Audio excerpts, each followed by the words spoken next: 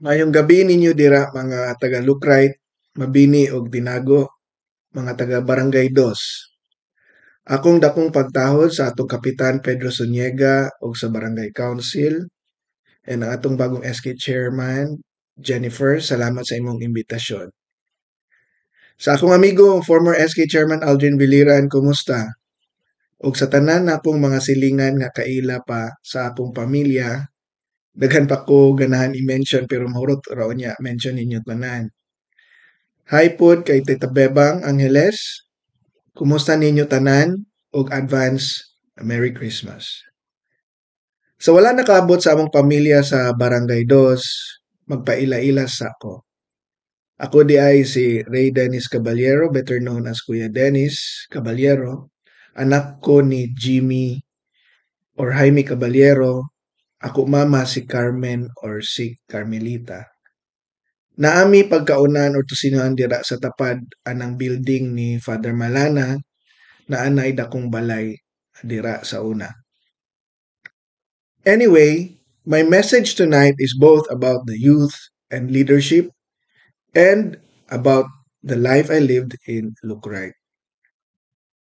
Tapos kung asa ko karon og unsa ako na-achieve, truly tungod na sa akong pagdako sa ako parents o pagdako nako with friends and neighbor sa Barangay Dos. Ako papa gikan Mindanao pero taga Badyan yun na sila. Ni Anhi Dumaguete ni trabaho sa Bugasan kay taman rabia siya sa grade 3. Sa ilang Amores kanang dako nga balay dira sa highway sa una. Ako mama taga Sambuan ni Anhi Dumaguete ni trabaho og panaptunan sa ilang Abringi dira sa atbang sa ilang barangay Butch sa una Gapuyo. Si Papa pag-abot niya sa Dumaguete sa Lukrite yun na siya nagpuyo ni abang dira sa ka Father Butch o sa ka kwarto. The rest is history. Nag-abot sila ni Mama ug Papa ug nagminyo ug nipadayon puyo dira sa Lukrite. Hangtod gipanganak ko ug akong manghod nga si Boyet. Hangtod ni dako amo pagkaunan ug ni dako amo balay kay nahurot na namo abang ang tibuok alabangan nila Malana. So imagine pila ka tuig si Papa and kami dira sa Lukrite. Hantod second year college guro dira pa mi. Bisan nagbalin-balin nami sige og balay og puloy-an, ako kasing-kasing naagyod sige sa Barangay Dos. Kay sige ko pala pabalikon dira tungod sa akong mga kaila og sa mga youth activities. And hangtod karon dira ko narehistro. Akong misis dira pod narehistro. So fast forward, growing up in Lukrite, dira na ako nasugdan tanan about leadership, about volunteerism, and being with the youth. Sa nakaila sa akua or listening to me now, you may think I grew up confident, a leader, and very exposed. I did not. Hindi po. Ulawon kayo ko. Wala ko exposures, meaning sa high school, dili ko tig-volunteer. Wala ko rank, dili ko leader, dili ko tig-perform sa stage. Dili po ko honor student, wala po ko awards. Pero diri sa atong barangay nagsugod ang tanan. First, na ako fraternity nga ako gitukod. 30 years old na karon ang IUF or Interminably Undefinable. Naana na chapters halos tanang lugar sa Negros Oriental, sa Basay, sa Bayawan, sa Santa, sa Shaton, sa Dumaguete, Amlan, Tanay, Pamplona, Bais, Bindoy, Ayungon, Giulngan, name it, naana tanan. Naana po may mga chapters sa Negros Occidental, Mindanao, ug daghan ng chapters sa Manila. 30 years old na ang IUF. And guess what? Why I'm telling you this? Amo ning gitukod tulo, kuyog nako mga silingan nako nato dira sa Lukrite. Si Ace Kapili ug si Randel Tan na engineer na karon. Mga lumad nga taga Barangay Dos. Sa tanang lugar na ang IUF or Interminably Undefinable, part sa ilang orientation ang kabahin namong tulo o kabahin sa Barangay Dos, giunsa namo pagdako diri. Maka-proud diba nga they get to know about our place because we founded an organization which is 30 years old now. Second, kaduha, My first volunteer exposure is also in Barangay Dos. Through the City Population Office, na-appeal ko sa HYDP and I think kabalo mo ani kay some of you members na sa DYLB. Sa una, we call it YADFED. Kami ang original batches ato. Remember, wala ko na SK, di ba? Pero bisan wala ko na SK ato, gitrain sa tanang SK generations. Ako ang gatrain sa tanang SK generations. Up to the previous and basin going forward. Nagsugod na tanan sa akong pag-volunteer sa Lukray. I will never forget that 3-day seminar nga na-appeal ko o kapilian to join and handle ato tanan mga youth sa atong barangay. Third, usa sa I'll never forget that made me more bonded pagyud sa dos kay ang Mary Immaculate Choristers or ang MIC Choir. Halos pinakadagang original members sa MIC Choir sa downtown kay taga Barangay Dos. Sila Jean Las Piñas, mga Villanueva brothers, sila Awing Hunter Kitong, si Hazel, Zuniaga Catada, si Yoyo, si Glenn, Beverly Tancho, etc. Daghan pa kaayo. Ilapod ko gipa-appeal since high school and nanarbaho na lang ko sugod hantod karon part ra gyapon ko sa MIC family. Gikan gyapon na sa Lukray. By the way, footnote to add to this list. I proudly brought the banner ng Matang Barangay Dos when I was invited to run as city councilor in 2013, together with the late Vice Mayor Alan Gel Cordova. I hope I made you proud na usa ka anak og pedicab driver, anak og sidewalk vendor. Again, anak ko og pedicab driver og anak og sidewalk vendor pero nakaran og city councilor. And I ranked 13 that time. Not bad for the first time. Oo, nagtubo ko sa sidewalk, naninda mi og tosino, dira tuyok-tuyok sa FEMAS. So I was trading na area all my elementary life. Tigama kada adlaw og puso and mauli kadlawon para sa pagtinda og tosino. Daghan pa kayo kung pwede mention pero one more thing, ang GYL, ang Gabaan Youth Lead. Natukod na ko ang GYL tungod sa inspiration sa akong pagdako dira sa Lucre. It is an NGO that handles for free youth activities all over the Philippines as far as Aklan, Antique, Lanao del Norte, Samar, Cebu, Boracay, Palawan, Sulu, and Tawi-Tawi. When I formed GYL, wala na ko sa Lucre pero tungod sa Popcom Yadfed sa Lucre ngano natukod ang GYL. Pero bisan wala na ko sa Lucre, na-meet gyapon nako ang mga taga Barangay Dos. Munang naadira si Jennifer and soon to be part of GYL. And proud to say, member na namo pod karon si Kent Milomida. Kaya Kent, I'm happy you're part of GYL. And pinaka-importante, usa sa akong na-meet, munang natukod na akong GYL, si James Brian Tubaga, ang igsuon ni SK Chairman, Jennifer Tubaga. He inspired us so much and he is my best friend. Dako kayo yan na contribute sa GYL. Sadly, kabalo na siguro mo nga namatay si James sa usa sa among mga activities last 2011. He told me day nga katong gamay pa siya nakaila siya sa ako kada moadto siya sa balay para mopalit og sudan. Si Jennifer pod kinugos na sa akong mama. James Brian Tubaga died in the service of the youth and taga Barangay Dos na siya. You know what? We honor him every year. Kay ang anniversary sa GYL o ang NGE usapod sa akong mga org, amo gi-transfer amo anniversary to his birthday every November 22. Kaya James Brian Tubaga, we honor you and we pray to you. Naghagama po mi og award in his name, the James Brian Tubaga Award, to recognize youth volunteers every year and leaders nga pareho ni James Brian gives his all para sa kabataan. Of all the things I have shared to you tonight, there is one clear message.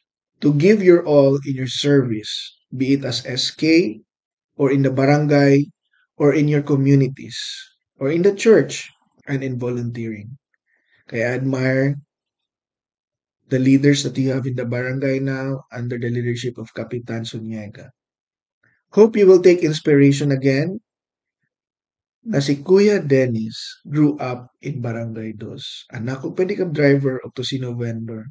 Nagtinda sa sidewalk but conquered the Philippines and the whole world in my own way. Conquer meaning to influence more leaders and the youth to be a better person and influence our leaders to be a good one. YOLO. My own version to this is YOLO, you only lead once. Isipin niyo there will be no other chance but to lead once. So give your all. I will carry with me in my heart that pride na taga Barangay Dos ko, taga Lucret ko, wherever I am. Now I'm in Canada. I ask you to continue praying for me and with me. Before ko gi-invite ni Jen, the other night, nag-chat pod mi unsa kadagan namo problema karon, but we told and comforted each other kaya namo ni. Kaya one thing I've learned in life, bisan daghan kayo tag problema, na gyud blessings. Actually, when I am recording this video, I received a very bad news now, but I told myself, padayon ta, padayon habang buhay. Alright?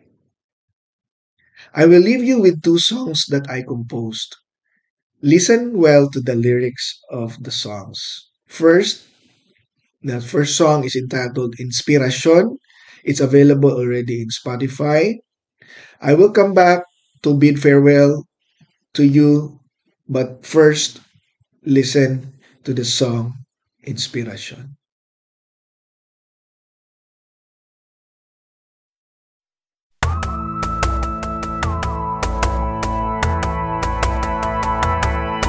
Are you ready? Are you ready? Ready, whoa, ready, whoa, ready, whoa, ready, whoa. Paano ako magbabago? Karapat-dapat sino? Nagkakamali ako, kakamali tayo. Ako ay kabataan, hindi ba sapat? Gusto kong tumulong, gusto kong magbigay, Maging inspirasyon na tunay. tara na, tayo na, tutulong ako, tutulong tayo, kapwa kabataan, kapwa tao at Pilipino. Tara na, tayo na, magbibigay ako, magbibigay tayo, kapwa kabataan, kapwa tao at Pilipino. Ready, whoa, ready, whoa, ready, whoa, ready, whoa. Akin man akong madapa, parati man akong nagkakamali. Nasasaktan, nawawala ng pag-asa. Bangon ka, mukhang susuko. Ako ay kabataan, ako ay sapat. Gusto kong tumulong, gusto kong magbigay, Maging